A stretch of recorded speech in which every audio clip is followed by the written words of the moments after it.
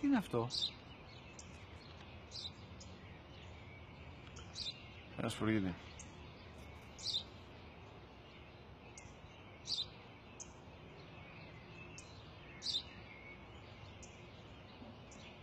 Τι είναι αυτό?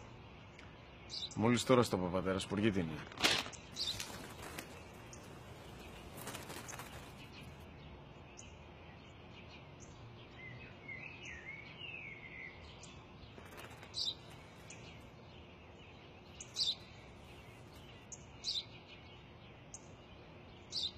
Τι είναι αυτό?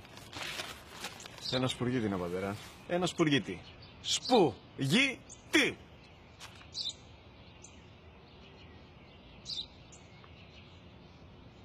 Τι είναι αυτό? Γιατί το κάνεις αυτό το πράγμα, μπορείς να μου πεις? Τόσες φορές σου είπα, είναι ένα σπουργίτη! Δεν το καταλαβαίνεις!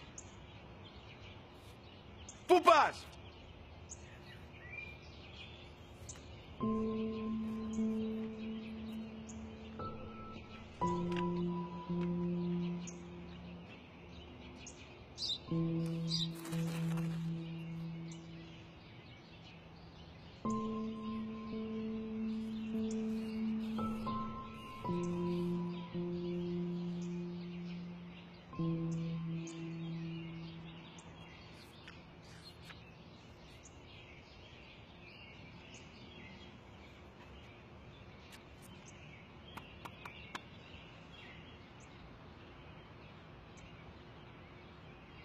Δυνατά.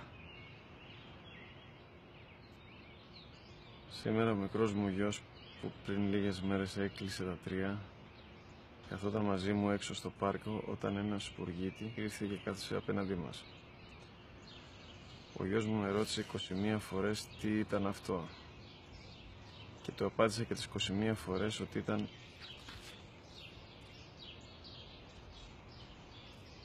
ένα σπουργίτη. Τον αγκάλιασα τρυφερά και τις 21 φορές που μου έκανε την ίδια ερώτηση, ξανά και ξανά, χωρίς να εκνευριστώ, νιώθοντας στοργή για το αθώο μου αγοράκι.